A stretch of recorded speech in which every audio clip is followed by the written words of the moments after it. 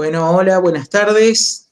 Es un gusto saludarlos desde la Asociación Argentina de Psicología Jurídica y Forense en esta edición especial de nuestros conversatorios en clave psicojurídica. En esta ocasión tenemos el placer y el honor de contar con la participación de nuestro amigo, maestro, Juan Ángel Anta, quien es doctor en criminología, es el director de la prestigiosa empresa de investigación Detecta en España, así que queremos agradecerle como siempre su predisposición y su buen ánimo para siempre estar participando frente a nuestros requerimientos. ¿Cómo está, Juan? Muy bien, pues muchas gracias, Gabriel. Es un honor estar contigo otra vez. Hacía tiempo que no hablábamos y ya lo agradezco, porque me gusta cuando hablamos. Por favor, para nosotros es un placer poder contar contigo y en esta ocasión para seguir conversando sobre temáticas que hacen al interés de la investigación criminológica y en particular a los aportes dentro de lo que es el campo penal. Así que por ahí, Juan, me gustaría que nos pudieras poner en contexto respecto de esta experticia que también manejas en el área de la detección del engaño y estos cruzamientos con el campo de la criminología, el campo de la psicología y el mundo del derecho, ¿no? Puntualmente. Muy bien, Gabriel. Pues, no sé de lo que querrías empezar hablando, pero podríamos hablar, pues, por ejemplo, nosotros estamos, si quieres, hablamos primero de periciales que estamos haciendo, Por favor. que son así Sí, más prácticas, ¿no? Absolutamente. Sí, lo que estamos viendo es, pues, en el caso de España, no sé cómo será en Argentina, algunas cositas sí sé, porque ya sabes que estaba yo alguna vez, pero bueno, sí. En el caso de España, lo que sí hemos visto, por ejemplo, cuando aquí hacen informes de credibilidad, aquí van al anatómico forense y les solicita que hagan ese informe de credibilidad de una persona. Da igual, además, sea niño, adulto, mujer, hombre, les da igual.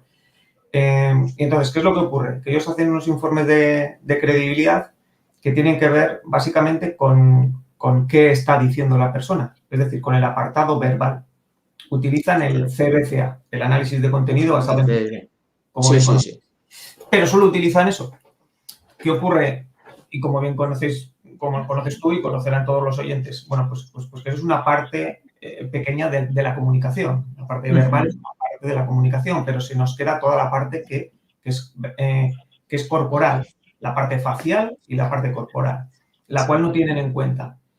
Claro. ¿Qué ha ocurrido y qué casos hemos tenido para que la audiencia lo pueda ver? Bueno, pues hubo en Barcelona antes de la pandemia, o sea que ya hace casi 2 años, algún caso en el que hicieron un informe de credibilidad el anatómico forense de allí, de Barcelona, y el abogado de la parte contraria fue y protestó y les dijo, no, señor juez, esto solo utiliza el CBCA. El CBCA tiene un acierto muy bajo, como de en torno al 60%, como todos sabemos, más o menos, ¿no? De todos los estudios que ha habido, con lo cual no nos vale.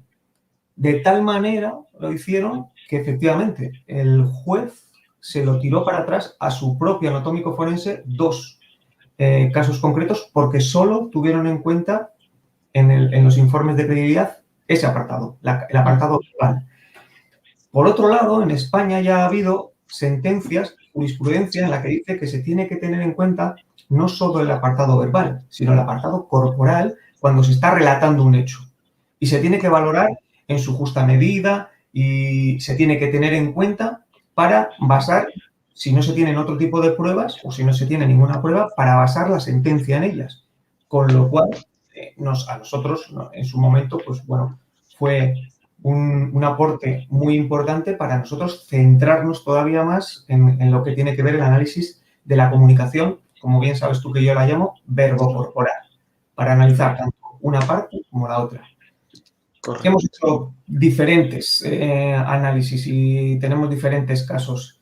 tenemos casos desde niños que les han hecho una pericial en la cual solo han tenido en cuenta la opinión de la madre, por ejemplo, no han tenido la opinión del niño, no se ha grabado ninguna de estas entrevistas. Al niño se le hizo una entrevista, a la madre se le hizo una y al padre se le hizo 5 entrevistas, cuando el padre era el que había denunciado a la madre por supuestos abusos sexuales contra su hijo. Se lleva a sentencia, eso se lleva a juicio, y como la que había valorado esas entrevistas del niño y de la madre pertenecía al aparato judicial, pues en principio se lo concede a la madre. Nos llaman a nosotros, entramos nosotros, hacemos 2 periciales y ahora está el juicio que está recurrido y que les han hecho que tienen que volver a hacer la prueba. Tienen nuestras valoraciones, tienen nuestras grabaciones, tienen nuestros análisis que están planteados sobre la mesa y entonces pues tendremos que ir a juicio en julio.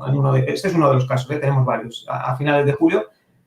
Y ya les dijimos que aquellas pruebas que hicieron, pues bueno, en qué adolecían, ¿no? ¿Qué fallos tenían? De tal manera que, te digo, han solicitado a su propio aparato, a su propio anatómico forense de nuevo, que le hagan otra nueva valoración. De hecho, el otro día, hace 2 semanas, creo que ha sido, nos han llegado unas grabaciones, que ahora sí han hecho grabaciones, no habían hecho, pero han hecho unas grabaciones. Claro, te puedes imaginar, hace 2 semanas nos han llevado unas grabaciones en las que una psicóloga le entrevista a un niño, los dos con máscara, con los planos no se ve lo que eran solas. Sí, absolutamente. Me imagino. Con lo cual dices, no tiene mucho sentido, pues no hay cómo encontrar. Nosotros las hacemos sin mascarilla, le separas a la persona, la grabas desde otros ángulos, tenemos 5 cámaras para grabar, nos ponemos en otro lado, tenemos el cristal de espejo en el otro sitio, y hombre, solo tenemos nosotros que somos una empresa. La justicia debería tenerlo si son casos de estas características, ¿no? Eso es uno de los temas que estamos hablando con respecto a las periciales, Gabriel. Exacto. Juan, ¿y cómo se procede, digamos, en circunstancias como la que refieres, en tanto el hecho de la interpretación del lenguaje corporal, del lenguaje no verbal corporal, implica una preparación, un conocimiento que desde ya no todos los forenses los poseemos, ¿no? Entonces, ¿cómo se subsana esto, digamos, frente a tenerlos a ustedes, me imagino, ahí como contraparte, haciendo un señalamiento tan atrevido? Está bien. Por un lado, lo mismo que está basado el CBCA, bueno, nosotros basamos todos, aparte de la comunicación verbal, la comunicación corporal en diferentes estudios que se han hecho, más los estudios que nosotros tenemos basados, ¿vale? Para que el juez tenga un conocimiento de lo que es y lo pueda contrastar, ¿vale? Y pueda ver que esos indicios que nosotros correlacionan en un 80%, en un 79%, en un 92%, son contrastables, se pueden tener en cuenta. Eso por un lado.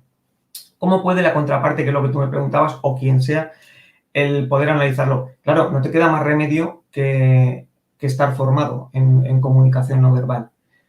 Pero ahí tenemos otro problema, un problema grande, que es que la comunicación no verbal no tiene hoy por hoy ningún estudio en España homologado oficialmente.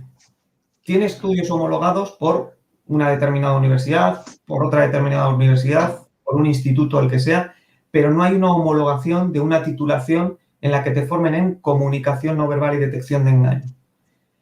Nosotros llevamos tiempo buscándolo y creo que lo vamos a conseguir no para este curso, pero para el curso siguiente, que haya un máster, un posgrado oficial en toda España. En toda España yo calculo que sería también en Europa, que sea en análisis de comunicación no verbal y detección de engaño, ¿vale?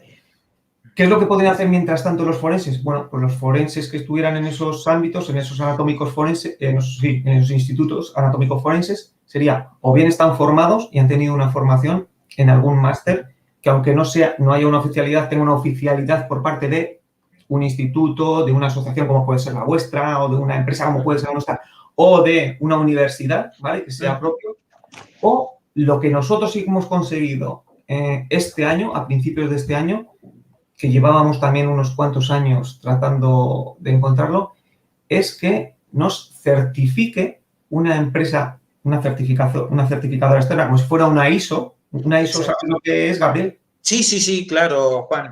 La ISO 9000, lo que sea, vamos, son unas normas de calidad. Bueno, pues correcto. Como si fuera una ISO, hemos conseguido que haya una empresa, hemos conseguido nosotros, no, hemos ido buscando y hemos encontrado que una empresa tenía una certificación en entrevistas para selección de personal y para hacer periciales.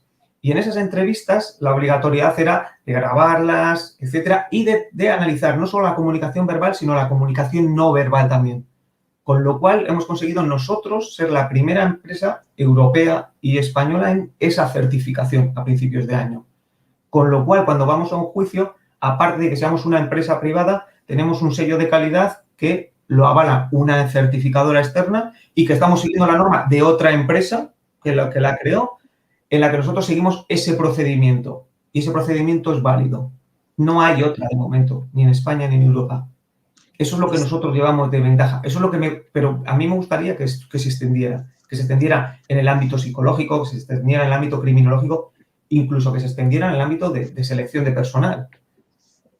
Antes de la pandemia, justo antes de empezar la pandemia, el diciembre del 2019, ni me acuerdo, del diciembre ese, nosotros llegamos a un acuerdo con un gabinete, bueno, un gabinete no, con un es como un anatómico forense de estos, de una región de aquí, que es de Navarra, ¿vale? Para darle formación a sus psicólogos, porque sus psicólogos eran los que seleccionan personal a la policía de Navarra. Y nosotros nos iban a contratar para que les diéramos esa formación en la cual ellos pudieran utilizar la comunicación no verbal, la verbal, estaban utilizando la no verbal, para hacer selección de policías. Para hacer selección de policías en la escala baja y en la escala superior. Y les íbamos a dar una forma, era una cuestión muy interesante, y les íbamos a dar primero una formación de lo que nosotros conocemos y después, junto con ellos, íbamos a establecer dos técnicas que las íbamos a hacer ad hoc junto con ellos para que ellos las utilizaran. Una que era para hacerla de forma individual con cada participante, con cada persona que quiere optar a ese puesto, y otro que iba a ser de forma grupal.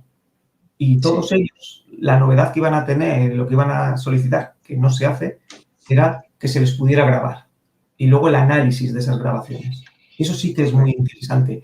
¿Qué ocurrió? Entró la pandemia y aunque lo tuviéramos firmado y ya teníamos incluso fechas, lo tuvimos que paralizar porque tenía que ser presencial. Y de momento está paralizado hasta que no termine todo esto. Luego volveremos a estar en contacto con ellos. Pero eso sí que me parece muy interesante. Sí, absolutamente, absolutamente. Yo creo que sería de un gran avance y de un aporte, pero invaluable, digamos, dentro de nuestros quehaceres, dentro del ámbito pericial.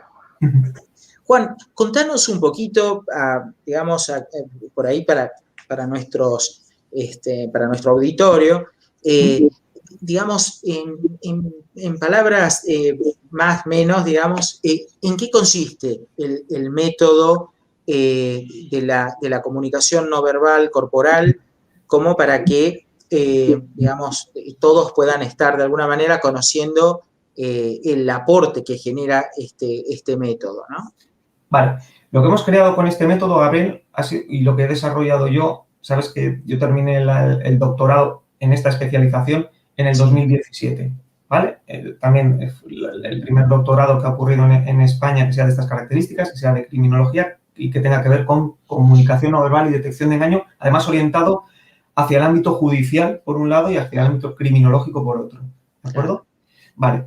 Y en base a eso, a este doctorado que hice y a las investigaciones que hemos hecho y que continuamos haciendo, lo que desarrollé, lo que creé, o por llamarlo de alguna manera, fue un nuevo tipo de entrevista, que lo denominé entrevista perceptiva. Tenemos diferentes tipos de entrevistas, la entrevista policial, la entrevista normal al uso y la entrevista cognitiva, como bien conoces. La entrevista cognitiva, que es de Heiselman, ¿vale? Y que fue creada en Estados Unidos para sustituir a la policial, porque la policial daba muchos falsos negativos. Porque como allí en Estados Unidos, pues le puedes amenazar con que le vas a Sí. a electrocutar, ¿vale? Amenazas que le vas a electrocutar y entonces dice, vale, antes que me electrocutes, pues te digo que he sido yo y me voy 20 años a la cárcel o 30 años a la cárcel. Sí, sí, sí, ¿Vale? sí, tal cual. Vale, para evitar esto, Sí. para evitar esto, entonces, vale, Edward Heiselman, crearon la entrevista cognitiva, que lo que obtenían era más información, ¿vale? De los acusados, de los testigos, etcétera, que cualquier otro tipo de entrevista. Yo eso ya lo vi y estuve con él también en el 2007, 2008, por ahí, con Edward Heiselman allí, ¿vale? Aprendiendo y viendo cómo funcionaba. Y a mí se me ocurrió, después de todos estos años, dije, vale, eso está muy bien para obtener más información, pero ¿qué ocurre si alguien nos está mintiendo? Yo siempre estoy muy, muy metido con el tema de la mentira o del engaño. Y entonces yo decía, vale, vamos a tratar de crear un tipo de entrevista que no solo obtenga más información, porque podemos seguir un poco el proceso de la entrevista cognitiva, sino que además limemos las asperezas de que alguien nos esté mintiendo, nos esté engañando. Con lo cual, si lo conseguimos, lo que tenemos es una entrevista, un tipo de entrevista en la que obtenemos mucha más información, mucho más precisa, Sí. y identificando indicios de engaño y de veracidad. Vale. Esto es un poco, de forma general, lo que nosotros conseguimos con nuestro método. ¿Cómo se realiza? ¿Qué es lo que tú me has preguntado? Bueno, de forma general tiene una parte inicial que tiene que ver con prestar atención a la persona. Yo siempre digo prestar atención con ojos y oídos, ¿vale? Prestar atención, observar. Cogiendo la información que ya tengamos de antes, bien de informes previos, de vídeos previos, de entrevistas previas, de audios previos, todo eso junto con nuestra observación y junto con un primer apartado que nosotros lo llamamos percepción activa, ¿vale? Que es obtener información de la persona prejuzgando lo menos posible o siendo lo menos prejuiciosos posible, ¿vale? Porque si no, lo que ocurre cuando se hacen las primeras entrevistas es que, como tú bien sabes, volcamos mucha parte de nosotros en el entrevistado y muchas veces obtenemos respuestas que son las que queríamos obtener, más que dejarle a la persona que hable y que nos cuente. Sin darnos cuenta lo vamos dirigiendo. Y como lo vamos dirigiendo, vamos obteniendo siempre una información sesgada. Y a mí lo que me interesa es obtener la información lo menos sesgada posible. Yo puedo decir lo más objetiva posible. Es complicado lo más objetiva posible, pero bueno, lo menos sesgada posible y lo menos prejuiciosa posible. Sin prejuzgar. Siempre, todos sabemos que el cerebro humano lo que hace es prejuzgar. Relacionamos lo que estamos viendo con otras cosas que conocemos de antes. Y eso está muy bien, porque si no nos volveríamos locos, nuestro cerebro actúa así. Pero lo que yo digo es, vale, mi cerebro hace eso, pero porque mi cerebro diga que tú, Gabriel, me recuerdas a mi abuelo, yo no te tengo que tratar como mi abuelo, ¿vale? ¿Me recuerdas a mi abuelo? Bien, hasta ahí bien. Pero ahora, como soy un profesional y yo tengo que hablar contigo, pues voy a hablar de determinada manera y quiero comunicarte determinadas cosas y que tú me comuniques determinadas cosas para ver si efectivamente eres como mi abuelo o no. Pero mientras tanto no te trato como mi abuelo. No vaya a ser que me vaya a confundir, que es lo que nos ocurre muchas veces. Bueno, pues es una parte inicial. Es una parte inicial. Luego, a partir de esa parte inicial, tendríamos una entrevista, se valora lo que dice esa persona, qué está diciendo, el apartado verbal. Dentro del apartado verbal, nosotros ahí sí trabajamos con algunos de los indicios del CBCA, con 7 u 8 indicios del CBCA, los que más correlacionan con veracidad, porque el CBCA lo que más correlaciona es con veracidad. Otros 2 o 3 que hemos añadido nosotros, ¿vale? Que correlacionan con veracidad y engaño. Luego analizamos cómo lo dice, ¿vale? El tono de voz, la velocidad, si tiene peroratas o no, si hace circunloquios, las pausas que hace, algo que nosotros hemos denominado tiempo relativo, que es muy interesante, es un nuevo concepto. Eso sería en el apartado verbal. Y claro, el apartado verbal es como el 45%, nos queda el otro 55% que sería el apartado corporal. Pues dentro del apartado corporal lo dividimos también en 2 partes. Por un lado, las expresiones faciales, y en expresiones faciales se trabaja lo que todos podéis conocer, que son las microexpresiones y las emociones, que podemos, las de Paul Ekman, que son 7, ¿no? Que son universales. Nosotros trabajamos con 11, porque creemos que hay por lo menos 10 creo que seguro que son universales, y la 11 igual también. porque llevamos trabajando muchos años con ella, la estamos testando y puede que esas 11 sean también universales. Entonces ya no trabajamos solo con 7, trabajamos con 11 y tenemos diferentes estudios que avalan que se identifican de esa determinada manera y también de forma diferencial, ¿vale? Igual que las otras 7. Pero además, otros gestos faciales que no tienen que ver con una emoción. Hay determinados gestos u otros gestos que hacemos que nos pertenecen a nosotros y que en función de que lo relacionemos con qué estoy diciendo, pues veo si lo que hace es acentuarme eso que estoy diciendo o contradecirlo. Y no tiene por qué ser una emoción tampoco. No la llamamos de ninguna manera, es un gesto. Es un gesto. Es como cuando alguien parpadea mucho. En nuestro caso, el anterior presidente que tuvimos, Rajoy, cuando tenía una alteración emocional, se le alteraba un ojo y se le movía el labio. No es una emoción, pero es una alteración emocional. Y a él una alteración emocional lo que le crea es este tipo de gestos. Luego ya veremos a qué es debido. Junto con el contexto analizaremos a qué es debido. Y además analizaríamos la comunicación corporal. Dentro de la comunicación corporal, lo que estoy haciendo yo, que muevo mucho las manos, gesticulaciones con las manos, la postura del cuerpo, si estoy echado hacia adelante o estoy echado hacia detrás, los gestos que hacen mi cabeza o no hacen mi cabeza, ilustraciones, manipulaciones, emblemas, bueno, pues las posturas de las piernas también, ¿vale? Sí. Y todo eso lo vamos analizando en un contexto determinado con respecto a unos temas determinados que sean los que tengamos que tratar, ¿vale? Y junto con todo ello vamos determinando en qué apartados la comunicación verbal y corporal es congruente o incongruente. Cuando es congruente, no nos queda más remedio que decir que no podemos decir que está mintiendo, estará diciendo la verdad. Y cuando es incongruente, sí podemos decir, ostras, no me coincide. Y no me coincide no solo porque no coincide la comunicación verbal con la corporal, sino porque tampoco me coincide con cómo esta persona habla de forma habitual. Porque por eso se hacen varias entrevistas, por eso hacemos siempre varias entrevistas. Además de hacer varias entrevistas, lo que lo tenemos es grabado. Lo tenemos grabado por lo menos, nosotros lo tenemos desde 5 ángulos, pero por lo menos desde 2. Uno es la cara para tener todas las expresiones faciales muy bien y otro de cuerpo entero, más la grabación de audio. Todo eso se analiza en cada una de las entrevistas que se realicen y se va puntuando, se va punteando, no te voy a decir casi por minuto, ¿vale? Se va punteando, se va diciendo en este minuto, en el minuto 1, segundo 26, dice que está de acuerdo con que le viera a su hermana verbalmente. Hace una perorata porque se enrolla mucho y no termina de decir unas cosas. Además, se le ve que corporalmente, su postura corporal se ha quedado inmóvil y tiene una expresión que es incongruente con lo que está diciendo.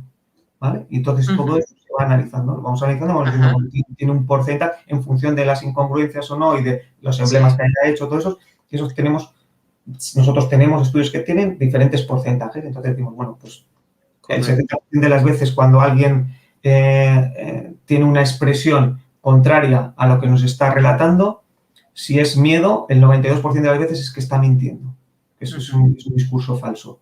Como lo ha hecho no sé cuántas veces, pues creemos que en este apartado esta persona está mintiendo. No solo por un único indicio, Gabriel, eso sí quiero dejarlo claro. Eso es muy importante. Yo siempre os lo separo para que lo veamos de forma independiente, pero siempre se valoran varios indicios y varios digo unos cuantos. Tienen que ser por lo menos 7 o más.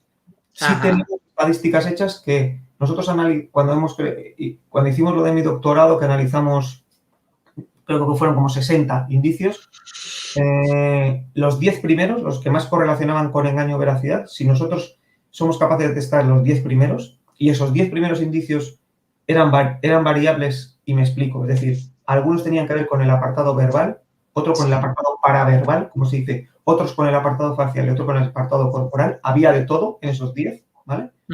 Y estos los podemos testar en una entrevista. Obteníamos un 91% de aciertos en decir si esa persona estaba mintiendo o no, que es muy elevado. Es muy alto. Y entonces, eso es un poco la forma en la que nosotros funcionamos.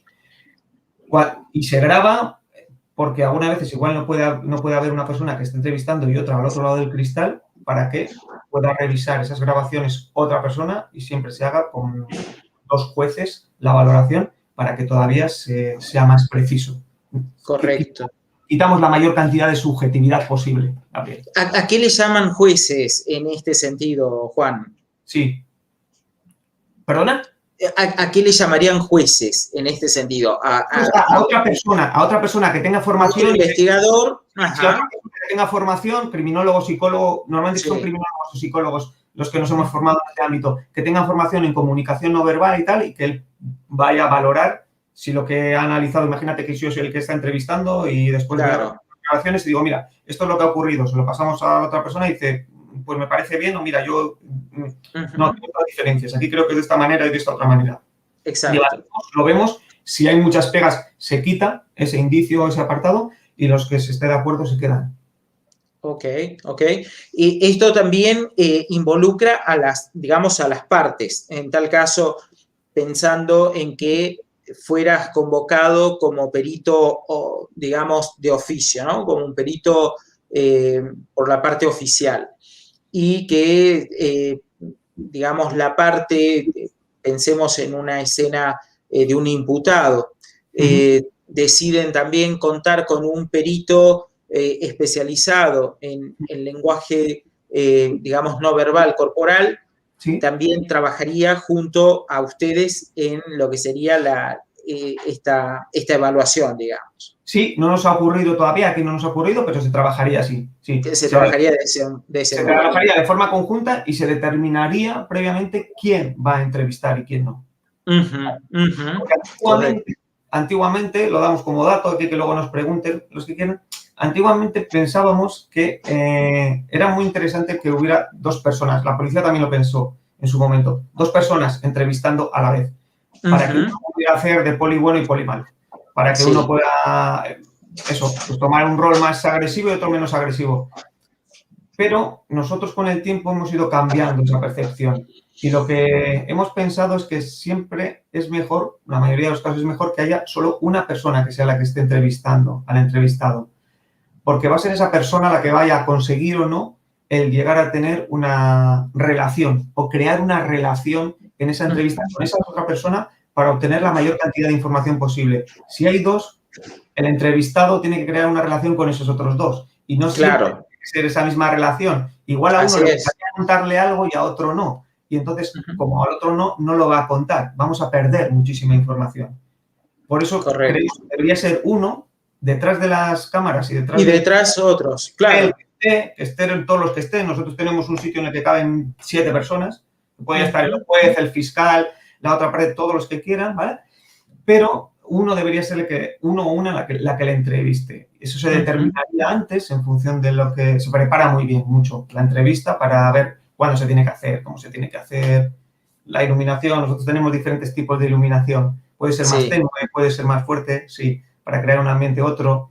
Incluso el día de mañana lo suyo sería también poder tener un poco más de control, que tenemos un poquito, pero no mucho, sobre el ambiente, si es más cálido o más frío el ambiente, ¿vale? Sin pasarse, pero para que siempre buscamos, en principio nosotros, la comodidad, que la otra persona esté cómoda, inicialmente. Cuanto más cómodo estés y más seas tú capaz de convertir, lo que suelo decir yo, se trata de convertir una entrevista, un interrogatorio, en una conversación. Si tú consigues convertir algo en una conversación, cuando estamos conversando estamos relajados, estamos bien, contamos mucha información, no tenemos básicamente nada que ocultar y explayamos. Bueno, pues si conseguimos que la otra persona se lo tome como una conversación, obtendremos mucha más información que nos será mucho más útil.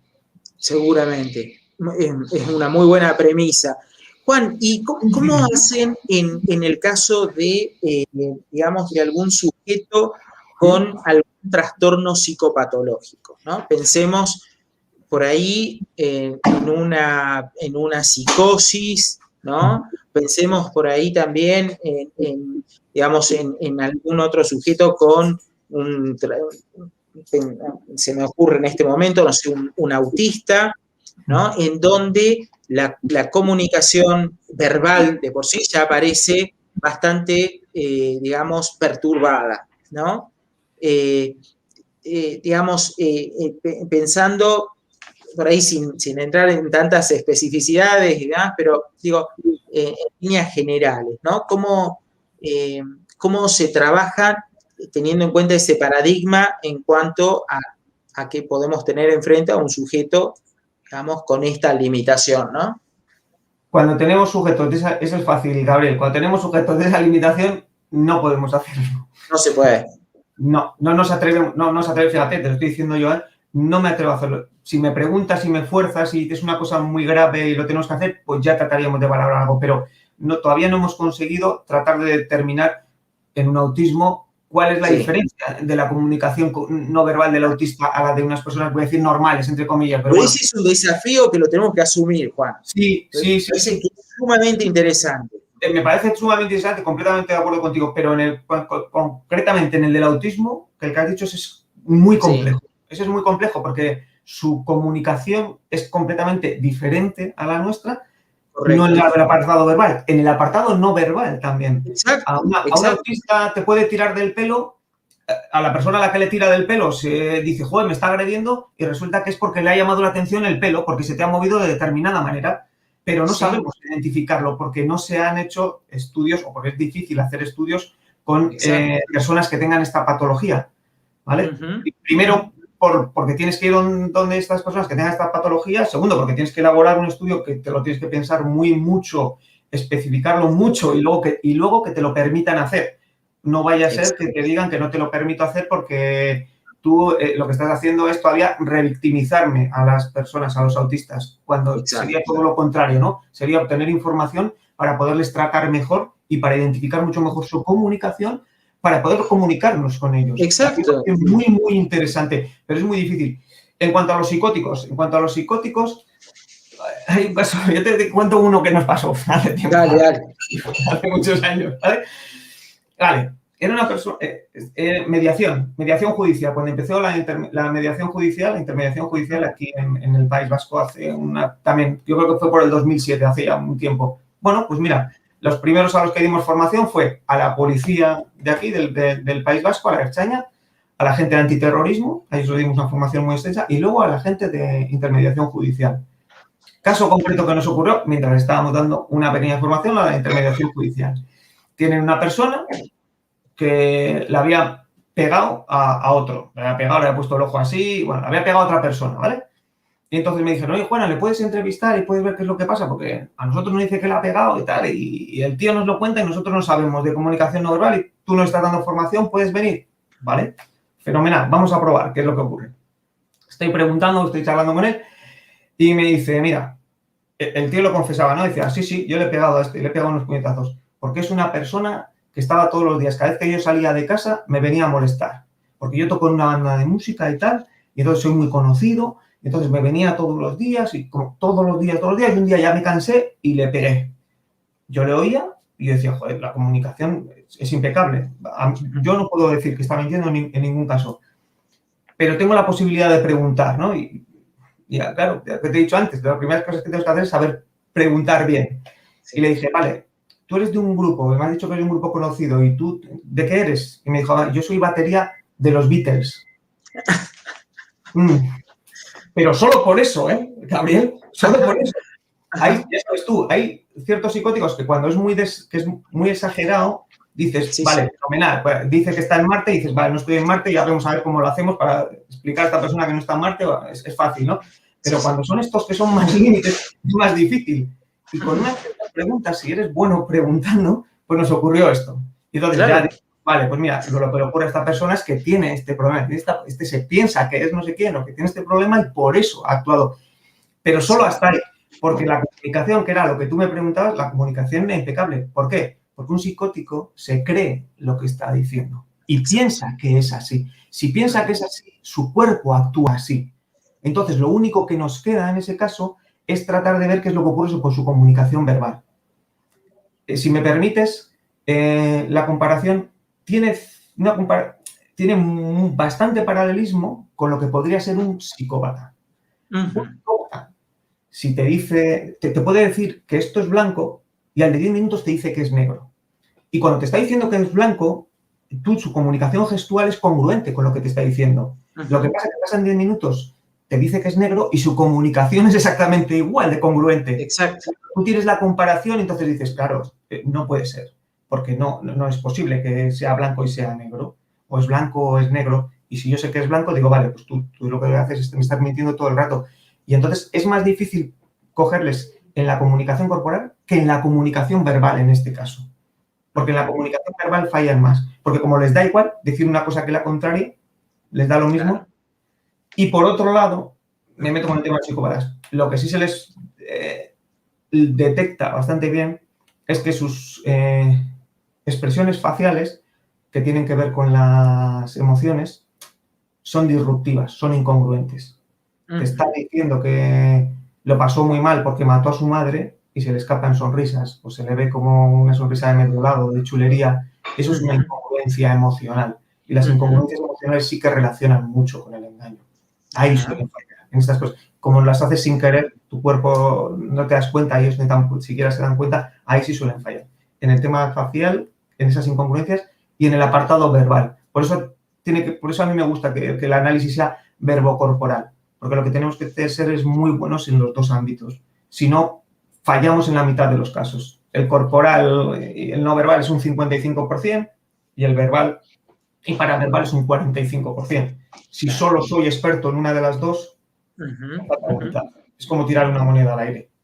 Correcto, sumamente importante esto que dices, Juan, y con esta honestidad intelectual de poder transmitir, ¿no?, justamente estas cuestiones que muchas veces se transforman en un escollo dentro de la práctica pericial y del acceso a la justicia, porque en esto está ni más ni menos involucrada la cuestión del acceso a la justicia, ¿no? De personas que, por ciertas dificultades, por ejemplo, pensando en un autismo, pensando en un sujeto que tiene una limitación en el lenguaje y que no puede transmitir, digamos, por ahí una situación abusiva. Sí. Entonces, creo que es un dispositivo muy importante a pensar, digamos, en lo que se pueda trabajar más adelante, ¿no? Sí.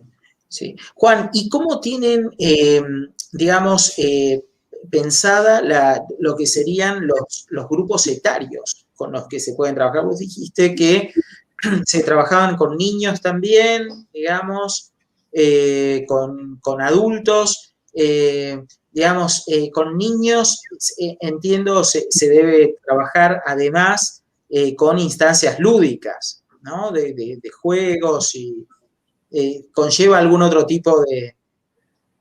Depende de la edad, Gabriel, como tú sabes. Cuando son demasiado pequeñitos hay que tener mucho cuidado, como bien sabes, tú sabes más que yo en ese aspecto, en la imaginación que tiene el niño, en lo que puede confundir entre realidad y ficción, porque lo pueden mezclar mucho. En nuestro caso, como te digo, las entrevistas que nosotros hacemos en principio son válidas para cualquier tipología. La forma de realizarlas, como tú bien dices, sería la única que es diferente. La puesta en escena, el cómo nos relacionamos con esa persona o con ese sujeto, sea del tipo que sea. Por eso, igual antes no lo he explicado mucho, otro de los apartados que tienen que ver con todo nuestro proceso es en cómo se realizan las entrevistas, cómo es la relación que nosotros tenemos que crear con el entrevistado, ¿vale? Si tiene que ser una relación de autoridad, si tiene que ser una relación de compañerismo, si tiene que ser una relación del tipo que sea, diferentes tipos de relaciones. ¿Cómo sabemos qué tipo de relaciones? No te lo puedo explicar, ahora es inviable, habría que dar una formación muy grande, pero lo que sí hacemos es tratar de identificar a la persona, ver en qué aspectos puede estar más o menos cómoda con nosotros y en función de esos aspectos nosotros convertirnos en esa figura a la que puede confiarle determinadas cosas. Por eso, en este caso, este tipo de entrevista perceptiva nos sirve tanto para niños, o vamos a decir para adolescentes, para adultos, para mujeres o para lo que sea. No habría tanta diferencia. De hecho, lo que hemos visto y lo que hemos tenido en algún caso, y en este último caso también que te he comentado de Navarra, era que al niño, este niño creo que tenía 7 años, al niño le habían hecho una serie de pruebas y de entrevistas que eran muy, muy subjetivas, pero mucho, no me acuerdo. Una era de la de los dibujos, pero no me acuerdo quién es el nombre, la de hacer los dibujos de la familia y tal, no sé qué. Pero la interpretación era excesivamente subjetiva, porque yo no conocía cómo se valoraban esos dibujos, pero sí le pregunté a una amiga que está especializada en ello, psicóloga aquí en España, y me lo explicó. Y cuando me vino el informe del ámbito judicial, del anatómico forense, vi que lo que me había explicado a mí esta experta psicóloga no venía en el informe. No venía una explicación de si el tamaño del padre o de la madre es más grande, si está cerca, si no está cerca, si le han hecho hacer otro dibujo al lado para poderlo contrastar, etc. Bueno, adolecía, estaba muy sesgado. Entonces, lo que he visto yo hasta ahora en los varios casos, no hemos tenido muchos, pero 4 o 5 ya habrán sido de niños, 5 también de niños. Lo que hemos visto es que cuando hacen las entrevistas de los anatómicos forenses, como parece que les cuesta más el entablar una conversación con los niños, automáticamente dicen, no se puede hacer un relato libre con ellos, porque no son capaces de hacer un relato libre. Yo lo dudo. Poquitas personas con las que no se puede hacer un relato libre, ¿vale? Y entonces le aplicamos esta técnica que es excesivamente subjetiva. Y en base a esa técnica juzgo lo que se me ocurre. Yo le veo mucha problemática. En nuestro caso no habría tanta problemática. Sí habría que tener una mayor formación en qué es lo que ocurre con las edades de los niños, a partir de qué edades o hasta qué edades mezclan realidad con ficción y tratar de ver qué indicios son los que nos pueden determinar si están mezclando realidad con ficción. Tener en cuenta los indicios de engaño y de veracidad, que tampoco lo he comentado, pero te lo comento ahora. Una diferencia grande que tenemos nosotros con el resto es que cuando nosotros analizamos los indicios de engaño y de veracidad, los hacemos con respecto a la propia persona. Entonces no sería como un polígrafo, que es estándar para todo el mundo. Analizamos a la persona, vemos cómo se comporta y entonces luego vemos cómo se comporta en el caso concreto al que le estamos preguntando. Si es muy parecido o si es prácticamente igual, no podemos decir nada. Y ya está. ¿Nos equivocaremos? Sí, pero será un porcentaje pues, más pequeño que otras veces. Y si vemos que no es tan parecido, tendremos que ver por qué no es tan parecido. Si no hay respuesta o no nos convencen las respuestas porque son incongruentes de por qué no es tan parecido, concluimos que nos estás mintiendo, añadiéndolo con los estudios que se han hecho sobre determinados indicios verbales, paraverbales, faciales y corporales. ¿Vale? Y esto nos vale para todo, en principio para toda la gama.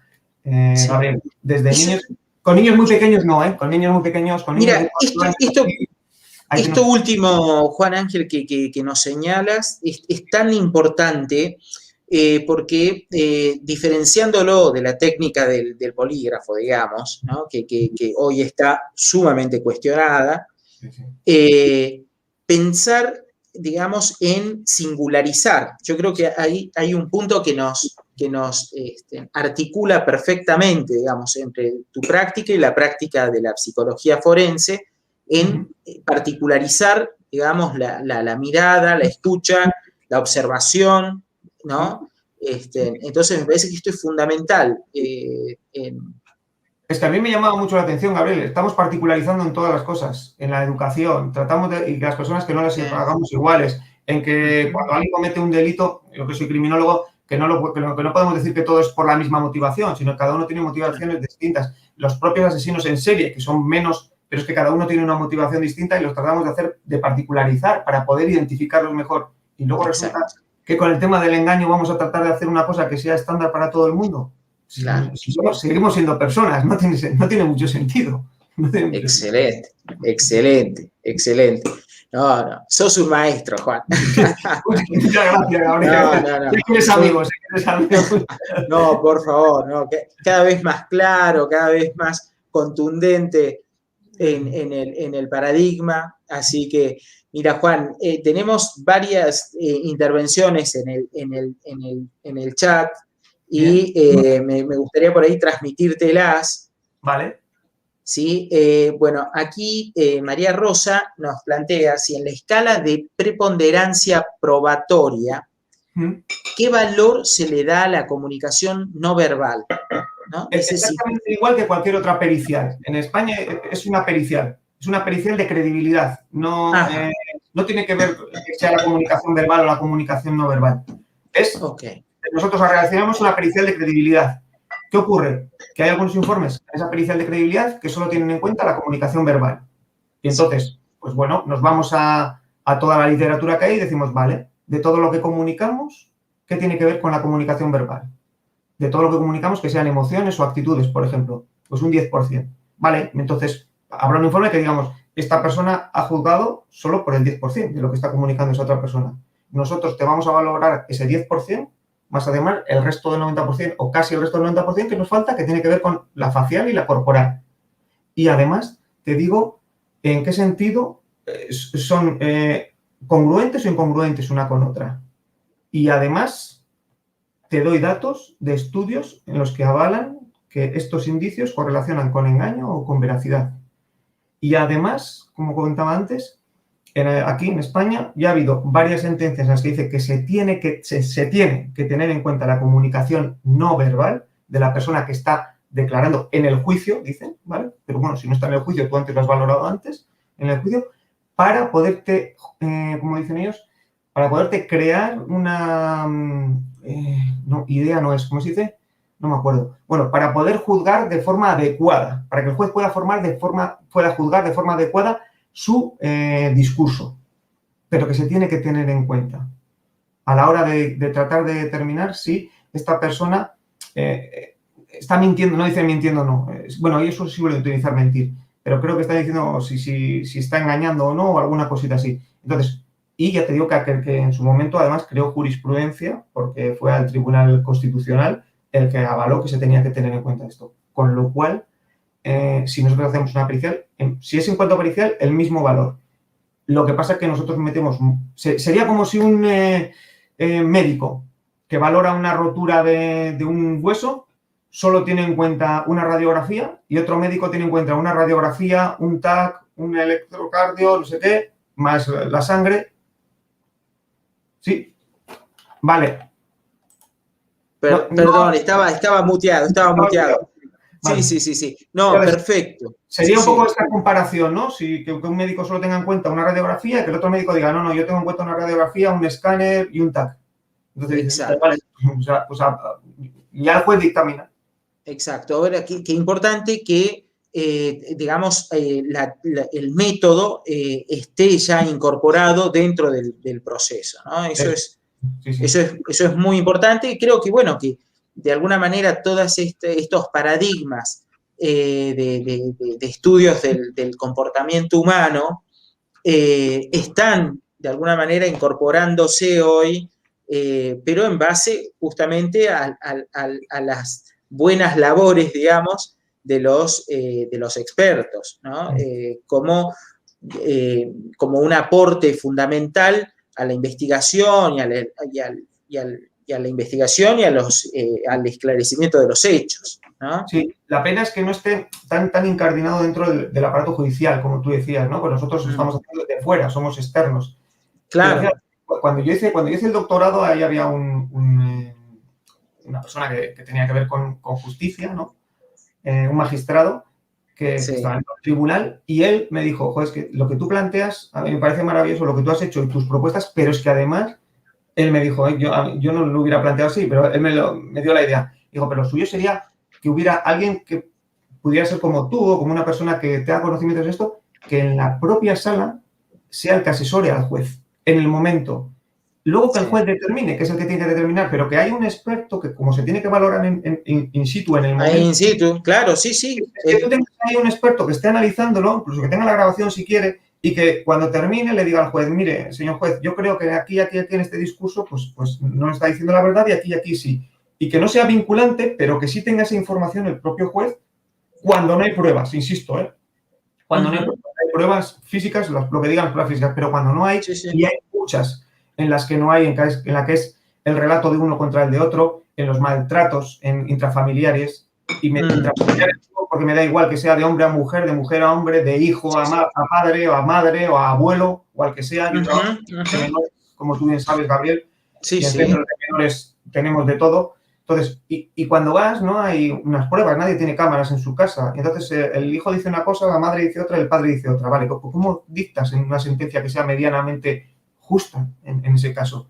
Pues o tienes expertos que en ese relato te puedan decir, este relato es más creíble y este es menos creíble, por esto, esto y esto y esto, o tienes un problema porque vas a tener que dejar la sentencia abierta o sin hacer nada.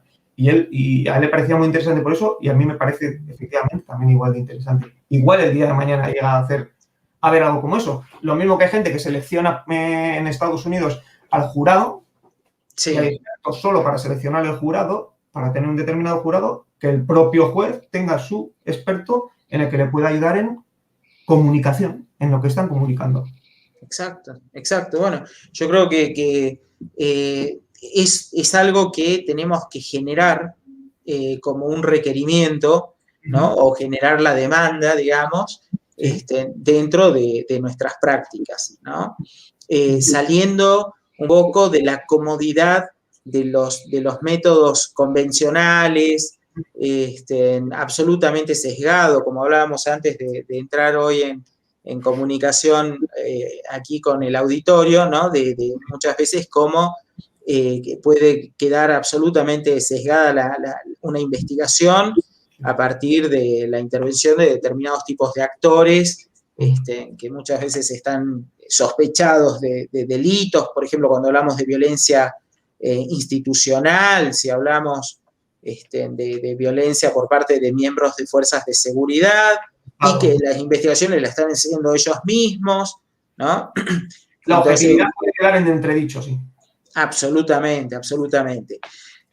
Juan, aquí otra colega que pregunta, Romina, dice, ¿qué pasa en aquellos casos de psicosis estabilizadas, pero que puede, si la entrevista pudiera llevarlo al sujeto, entiendo yo, a una desestabilización o a un brote en el pleno de...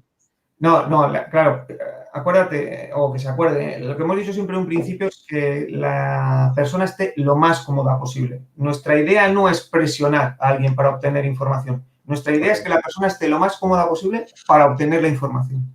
Es completamente diferente el paradigma o la forma de enfocarlo. Yo no pretendo presionar a una persona para que ni a nadie, no hace falta que sea psicótico, una persona para que me cuente determinadas cosas porque le he ido presionando. No. Yo prefiero que me lo cuente en la forma en la que esté más relajado o relajada, que ya me encargaré yo de saber qué indicios me correlacionan con engaño o veracidad. O sea, que la idea sería, efectivamente, conocer de antemano si esa persona tiene una psicosis, qué tipo de psicosis tiene, para saber qué es lo que podemos o no podemos hacer en una entrevista. Porque la primera fase de todas que tenemos nosotros en la entrevista perceptiva es algo que se denomina información. Es decir, tratar de tener toda la información posible de ese sujeto antes de realizar la entrevista. Que es lo que hacemos nosotros en el centro de menores, en los centros de menores en los que yo trabajo. Toda la información posible, toda. Jurídica, médica, personal, familiar, como te he dicho antes, si tiene vídeos, si tiene audios del tipo que sean, toda esa información para decir, vale, esta persona es de estas características, sabemos que además tiene una enfermedad determinada y en función de eso planteamos la entrevista y la desarrollamos con la idea de no desestabilizar. Clarísimo. Si ocurre que desestabilizamos porque nos hemos pasado, porque no nos hemos dado cuenta, no conseguimos nada, lo hemos estropeado. Perfecto, Juan, perfecto. Bien, Juan, estando ya en hora y como siempre, y reiterándote el agradecimiento, sabemos en España ya estás trasnochado. Sí, está llegando las 12, pero no pasa nada. Así que, sí, pero bueno, te agradecemos enormemente el gesto amigo y desde ya que esperamos poder en un par de meses coordinar contigo este seminario que venimos de alguna manera proyectándolo, pero bueno, nos ha matado el año pasado digamos, la pandemia y vamos a tratar de que este año podamos hacer algo a modo de un anticipo y seguramente ya el próximo, ya todos vacunados, podamos recibirte aquí en Argentina para poder concretar el seminario presencial que lo tenemos comprometido contigo, Juan. Pues sería un placer, ya sabes, Gabriel. Y efectivamente, pues sí, vamos avanzando porque todo lo que sea que podamos compartir conocimientos unos con otros y que nos podamos enriquecer, ya sabes que yo estoy encantado de poder hacerlo. Lo sabemos, lo sabemos. Y vamos hablando y vamos avanzando seguro en todos los campos que podamos. Lo sabemos. Juan Ángel, nuevamente muchísimas gracias. Un placer haber contado contigo esta tarde-noche. Y bueno, será hasta un próximo encuentro, amigo. Sí, eso es. Muchas gracias y seguro que es hasta la próxima, Gabriel. Un fuerte abrazo. Bueno, muchísimas gracias a cada uno de ustedes por estar acompañándonos y para quienes después vean esta entrevista en diferido, agradecemos. Les recordamos que hoy, bueno, tuvimos esta edición especial del conversatorio, en particular por nuestro invitado y por la diferencia horaria que tenemos. Y los esperamos el próximo martes en el conversatorio a las 20 horas, nuevamente con otra temática. Muchas gracias y buenas noches, querido Juan. Buenas noches, buenas tardes para vosotros, Gabriel. Igualmente, hasta luego. Hasta luego.